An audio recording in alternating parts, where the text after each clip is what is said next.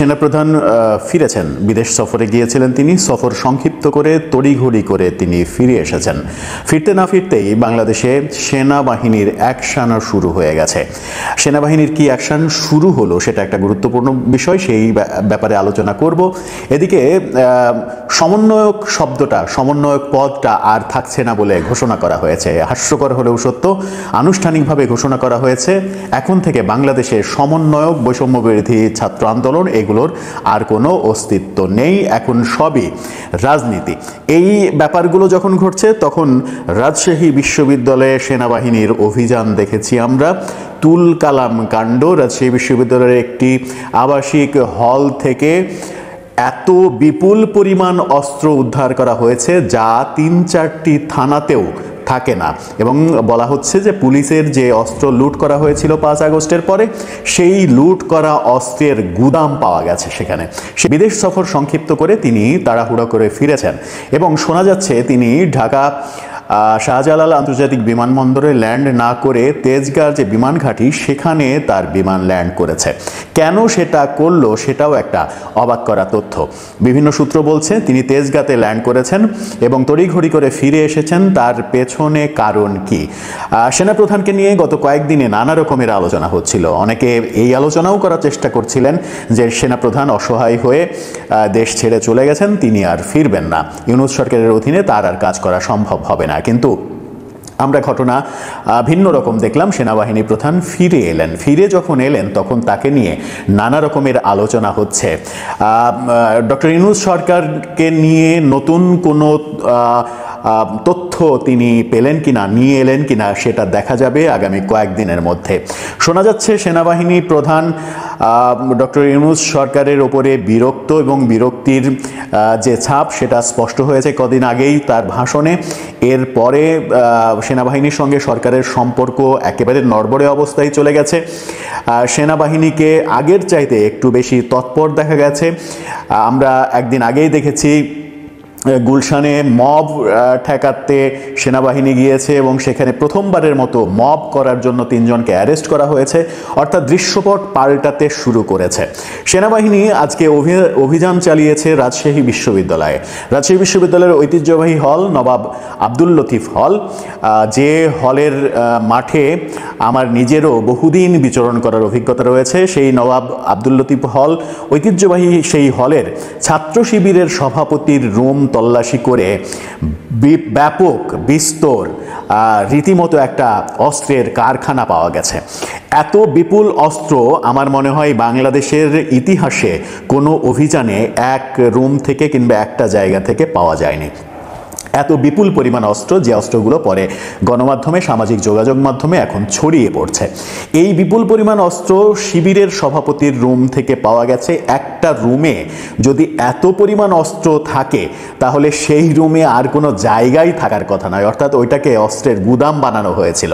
সেনাবাহিনীর অভিযানে সেটা বেরিয়ে এসেছে এবং বলা হচ্ছে যে পুলিশের যত অস্ত্র লুট হয়েছে 5 আগস্টের পরে মবের মাধ্যমে, পুলিশের যত অস্ত্র লুট হয়েছে থানা আক্রমণের মাধ্যমে, সেই অস্ত্রের একটা বড় চালান এখানে রয়েছে। এগুলো সবই পুলিশের লুট করা অস্ত্র।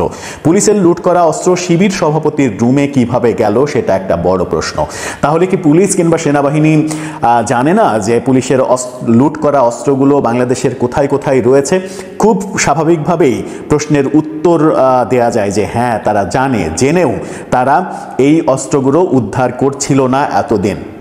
উদ্ধার করছিল না কেন? তাতে কি সরকারের সায় ছিল না? সরকার কি চাইছিল না পুলিশের অস্ত্র উদ্ধার হোক?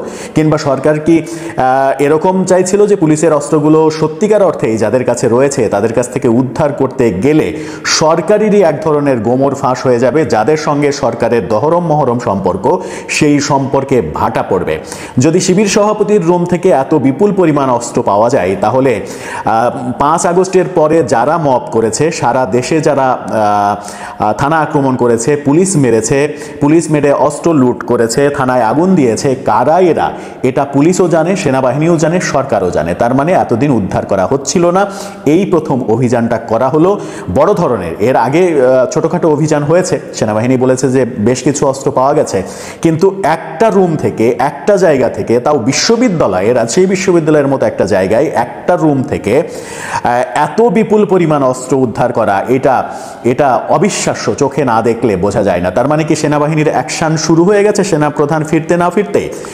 আপাত দৃষ্টে সেটাই মনে হচ্ছে। আর সেনাবাহিনী যদি অ্যাকশনে সত্যি সত্যি নেমে পড়ে, তাহলে বাংলাদেশে অভ্যুত্থান পরবর্তী যারা মব তৈরি করেছে, যারা পুলিশের ওপরে আক্রমণ করেছে, পুলিশে হত্যা করেছে, থানা জ্বালিয়ে দিয়েছে, পুলিশের মনোবল ভেঙে দিয়েছে, এখনও যারা পুলিশের বিপক্ষে প্রতিনিয়ত কথা বলার চেষ্টা করে বিভিন্ন পরিচয়ে, বিশেষ করে সমন্বয়ক পরিচয়ে পুলিশকে যাচ্ছে তাই ভাষায় কথা বলে, আমার মনে হয় যে তাদের কাউকে কাউকে জিজ্ঞাসা করলেও এই অস্ত্রের আরও ভাণ্ডার পাওয়া সম্ভব হবে।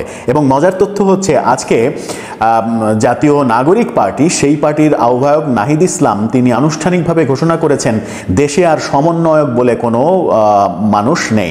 সমন্বয়ক বলে এই সমন্বয়ক শব্দটার আর অস্তিত্ব নেই, এটা বিলুপ্ত হয়ে গেছে।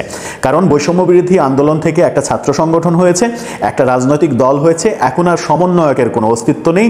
তিনি পুলিশকে বলেছেন যে সমন্বয়ক পরিচয়ে দেশে কোথাও যদি কেউ কিছু করতে চায় তাহলে তাদের কঠোর হস্তে দমন করুন।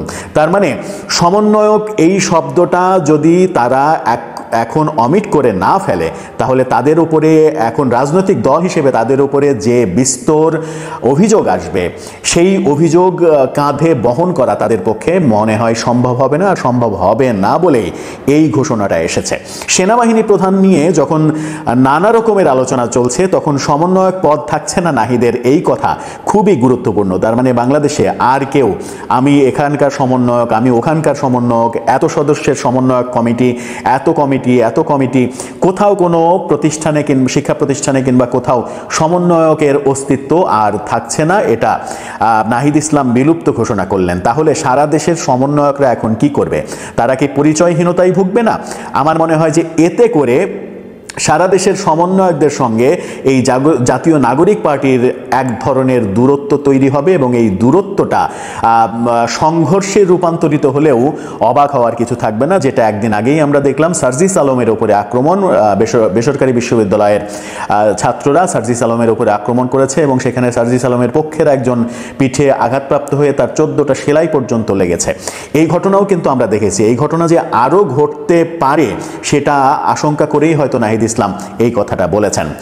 সেনাবাহিনী প্রধানকে নিয়ে যে আলোচনাগুলো চলছে, সেনাবাহিনী প্রধান একটা ভূমিকা রাখবে সরকারের বিপক্ষে। কেউ আবার বলার চেষ্টা করছেন যে সরকার থেকে সেনাবাহিনী প্রধানকে সরে যেতে বলা হয়েছে, তাকে পদত্যাগ করতে বলা হয়েছে।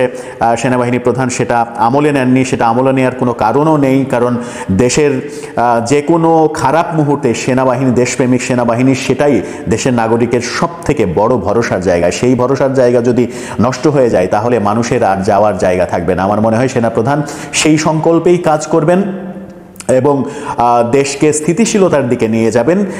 বার্তা বাইরে থেকে, দেশের বাইরে থেকে কি বার্তা আনলেন, কি এখন প্রয়োগ হয়, সেটা আমরা দেখব। আগামী 2-4 দিনের মধ্যেই ব্যাপারগুলো আরও স্পষ্ট হয়ে যাবে যে সেনাবাহিনী প্রধানের মাধ্যমে কি বার্তা এলো দেশে কি জটিল কিছু ঘটতে যাচ্ছে। দর্শক, আপনার মতামত জানিয়ে লিখতে পারেন আমাদের কমেন্ট বক্সে।